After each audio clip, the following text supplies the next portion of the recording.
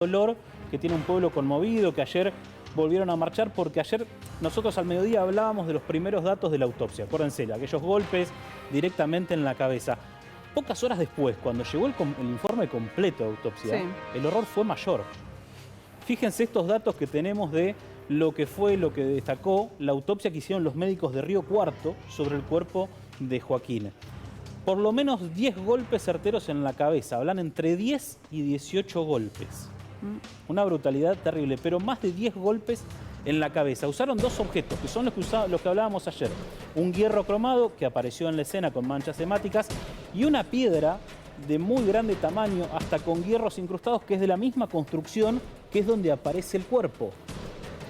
La causa de muerte fue un traumatismo de cráneo grave, muy grave, lo hablamos de un golpe certero por la espalda y el resto por el frente, y lo que dicen es que la muerte fue inmediata. La madre de Joaquín en algún momento, ayer anoche cuando hablaba con nosotros, nos decía que hasta tenía la sospecha de que hubiesen plantado el cuerpo por esto mismo, que no lo encontraron nunca. Claro. De hecho, en la aparición del cuerpo de Joaquín se da porque cuando los vecinos, ya hartos de que la búsqueda no llevara a ningún lado y que se esté abriendo cada vez más el rastro, empiezan a montar grupos de búsqueda independientes junto con la policía y con familiares de Joaquín.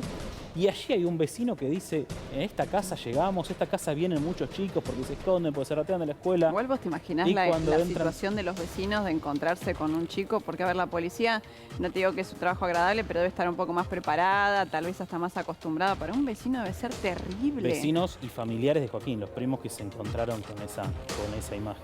Mirá, ya estamos en contacto con Fernando Cardini, que es perito forense, para hablar justamente de los datos que se conocen hasta ahora de la autopsia. ¿Cómo le va, Fernando?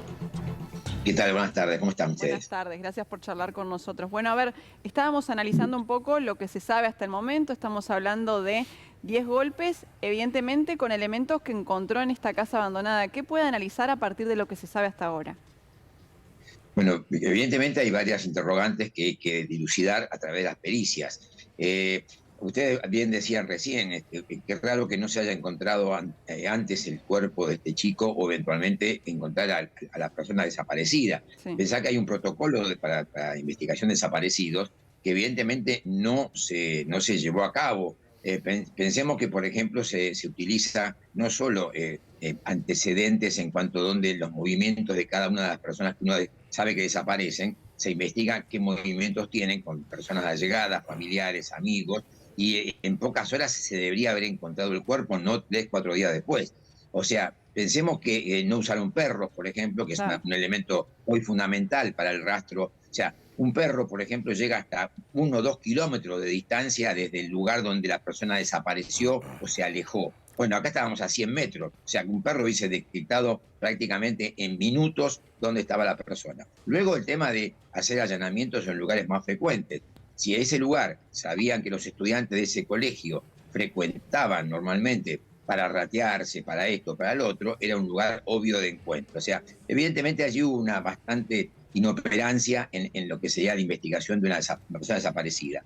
Pero por otra parte, también hay interrogantes en cuanto a que si realmente allí fue donde le dieron muerte al chico el día jueves, que fue el día que desapareció, cómo fue que desde el jueves hasta el domingo ni siquiera otros chicos hayan frecuentado ese lugar, sabiendo que era un lugar bastante común de que ellos llegaran. O sea, ¿qué pasó? ¿Por qué no lo encontré? No se vio antes, no solo la gente que lo buscaba, sino la gente que iba a ese lugar, que eran chicos que durante el viernes seguro se rateaban, seguro iban a fumar marihuana o a tomar alcohol, esas cosas que hacen los chicos como travesuras en lugares abandonados, que es lo más tradicional cerca de un colegio, ¿sí? O sea que es un racional que se emplea, dijimos siempre, en la investigación criminal hay una parte inductiva, una deductiva y una aductiva. La inductiva es ¿qué es lo más probable? Bueno, eso no se llegó a analizar sabiendo que estaba la bicicleta dentro del colegio, o sea, la bicicleta con el colegio, o sea, que no se pudo haber alejado demasiado de ese lugar, ¿sí? Y si se alejó, tuvo que tomar algún micro colectivo que se puede ver en las cámaras de los centros, por ejemplo, de micros o lo que sea. O sea, evidentemente no se hizo un buen trabajo. Pero independientemente de eso, ahora hay que entender cuáles son los motivos por los cuales, si es cierto que el chico o el joven que se atribuye el delito, lo cometió. O sea, sabemos que un testimonio no es motivo para ni evidencia de que eso ocurrió. Hay que demostrar que realmente el chico fue y no tuvo cómplices o no tuvo nadie más que lo ayudó. Él puede mentir, puede perfectamente desviar, ya estuvo desviando bastante la investigación en un principio, no sé por qué creerle ahora. Pero Fernando, por independientemente la de eso, contundencia de los golpes, ¿usted cree que puede ser el trabajo de una sola persona?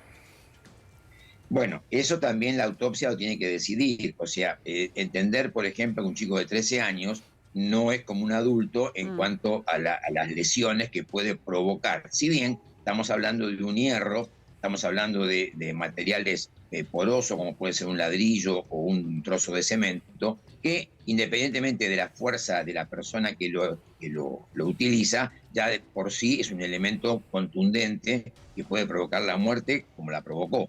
Ahora, las manchas hemáticas, el rastrillaje dentro del lugar de la escena del hecho, tal vez nos pueda dar los tiempos. También hay que ver el tiempo de muerte en la autopsia que se estimó si murió directamente ese mismo jueves o estuvo privado de libertad un rato largo y después le dieron muerte. O sea que también eso es otro tema a estudiar.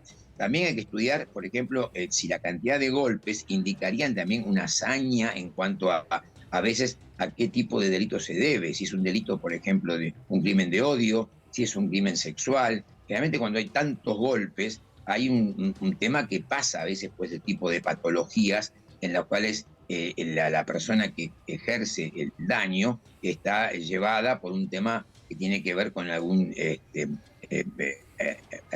motivo que sea o sexual, o sea, por ejemplo, de crimen de odio, o que tenga un tema, por ejemplo, que ha sido ayudado por otras personas para un tema de abuso o un tema de otro tipo de circunstancias. Entonces, me parece que son todos elementos que hay que ir juntando ahora, aparte de las pericias psicológicas que deben hacerle al menor que se atribuye el delito, y entender si no hubo más cómplices en este hecho.